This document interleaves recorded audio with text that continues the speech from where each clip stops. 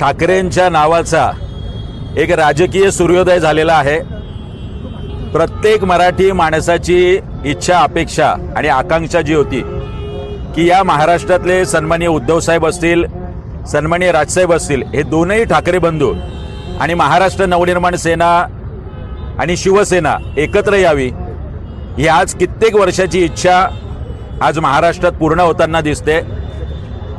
दिल्लीमध्ये बसलेला रंगाबिल्ला असेल, नाहीतर महाराष्ट्रातला रंगाबिल्ला, याचं आता दहन होणार आहे या रावणाचं। मुंबई आणि महाराष्ट्र यातला मराठी माणूस आज प्रचंड सुखावलाय, आनंदलाय।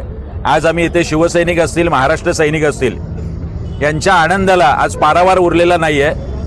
घोषणा झाली आणि संपूर्ण महाराष्ट्रात प्रत्येक महापालिका, जिल्हा आणि तालुका क्षेत्रात शिवसैनिक आणि महाराष्ट्र सैनिकांनी जमून, प्रत्येक मराठी माणसाने जमून हा जल्लोष आणि उत्साह साजरा केलेला आहे। ती बालदी उलटी केली तिकडे, त्याच पद्धतीने इथे असलेली घराणेशाही असतील, पक्ष बदलू आणि गद्दार असतील, यांच्या बालदीला सुद्धा आणि यांच्या बादलीला सुद्धा मोठ्या प्रमाणात शिवसैनिक आणि महाराष्ट्र सैनिक भोकं पाडल्याशिवाय राहणार नाहीत।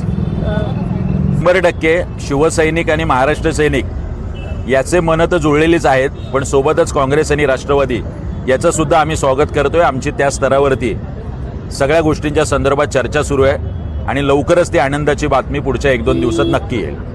हे म्हटलं की पक्ष बदलू आणि गद्दार यांच्या विरोधातलीच ही आमची लढाई आहे। जो इथे राहिला तो मावळा आणि जो गेला तो कावळा, या पद्धतीने जो निष्ठावंत शिवसेना आणि महाराष्ट्र नवनिर्माण सेनेत राहिलाय, त्याला घेऊन या गद्दार आणि पक्ष बदलूंच्या विरोधात आम्ही लढाई लढू आणि जिंकू।